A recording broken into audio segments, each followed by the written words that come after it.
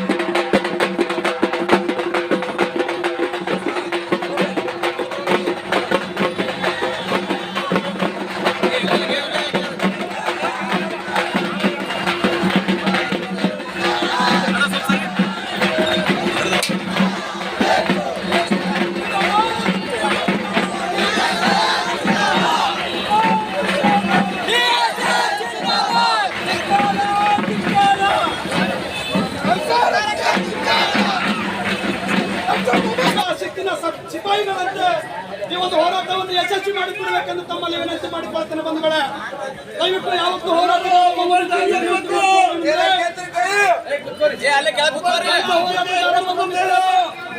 ತಮ್ಮ ತಮ್ಮ mobile ಟಾರ್ಚ್ಗಳನ್ನು on ಮಾಡಿಬಿಟ್ಟು ಈ ಒಂದು ಹೋರಾಟಕ್ಕೆ ಶಾಂತಿ ಶಿಸ್ತನ್ನ ಕಾಪಾಡಬೇಕೆಂದು ವಿನಂತಿ ಮಾಡಿಕೊ. ನೆಚ್ಚಿನ ನಾಯಕರು ರಾಜ್ಯ ಸಂಘಟನಾ ಸಂಚಾಲಕರಾಗಿರ್ತಕ್ಕಂಥ ರಮೇಶ್ ಆಸಂಗಿ ಸಾಹೇಬರು ಮಾತಾಡ್ಬೇಕಂತ ಅವರಲ್ಲಿ ವಿನಂತಿಸ್ಕೊಳ್ತಾ ಇದ್ದಾರೆ.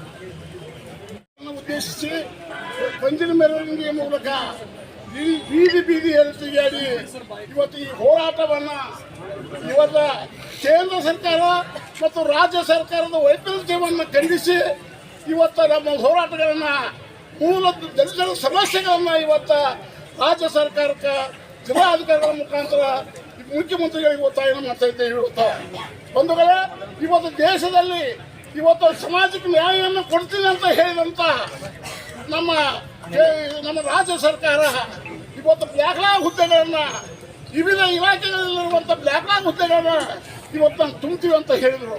ಇಲ್ಲಿವರೆಗೆ ತುಂಬುವುದು ಆಗಲಿಲ್ಲ. ಇವತ್ತಿನ ನಮ್ಮ ದಲಿತರ ಹಣ 11,000 ಕೋಟಿ ಈ ದುಡ್ಡನ್ನು ಮುಖ್ಯಮಂತ್ರಿಗಳು ಇವತ್ತು ಈಗ ವರ್ಗಾಯಿಸಿ ದಲಿತರ ಹೊಟ್ಟೆ ಮೇಲೆ ಕಾಲನ್ನು ಕೊಟ್ಟಿದ್ದಾರೆ.